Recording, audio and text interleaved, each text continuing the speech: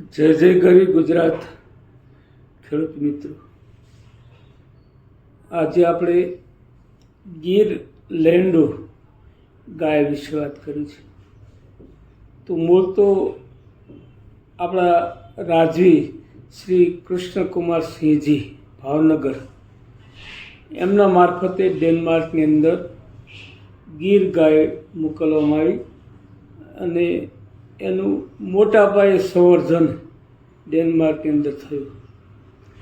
ત્યાર પછી ગીર ગાય એવી જાત છે કે કોઈ પણ પરિસ્થિતિમાં કોઈ પણ વાતાવરણમાં ટકી શકે.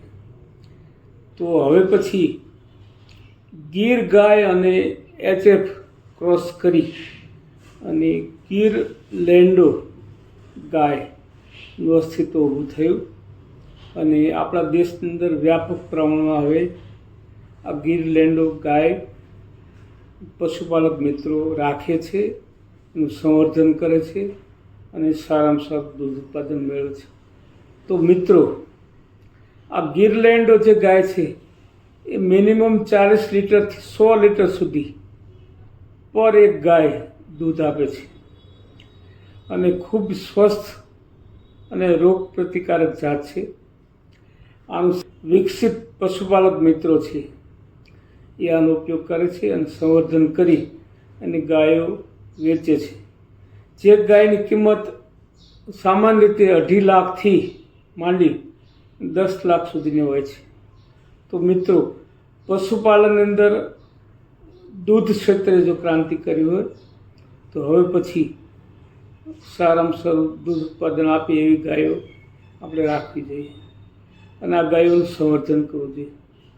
હવે તો IVF મારફતે પણ હવે ગીર ગાયનું સંવર્ધન થાય છે અને અમરેલીની અંદર અમર ડેરીએ આ કામ પણ કર્યું છે. તો મિત્રો, આ એક સારામાં સારી વસ્તુ છે અને આ બાબતે આપણે વિચારીએ અને સારામાં સારું દૂધ ઉત્પાદન મેળવવા માટે આપણે ગીર લેન્ડો ગાયનું સંવર્ધન કરી અને ઉત્પાદન વધારી એવી મારી અપેક્ષા છે. એક બીજી વસ્તુ મારે કહેવાની છે, એ સમાચાર આવી રહ્યા છે કે અમૂલ મારફતે હવે ગાયો ભેંસો માટે તો ફીડ દાણ હતું જ, પરંતુ હવે પછી ઘેટા બકરા માટે ફીડ આ એનો ખોરાકનું ઉત્પાદન કરશે અને માર્કેટની અંદર વેચશે. કારણ કે દૂધ ઉત્પાદનની અંદર ઘેટા બકરા અને ઊંટ એનો પણ હવે ફાળો રહ્યો છે. તો મિત્રો, આ ફીડનો આપણે ઉપયોગ કરીએ અને આપણે પશુપાલન ક્ષેત્રે ક્રાંતિ કરીએ. જય જય ગરવી ગુજરાત.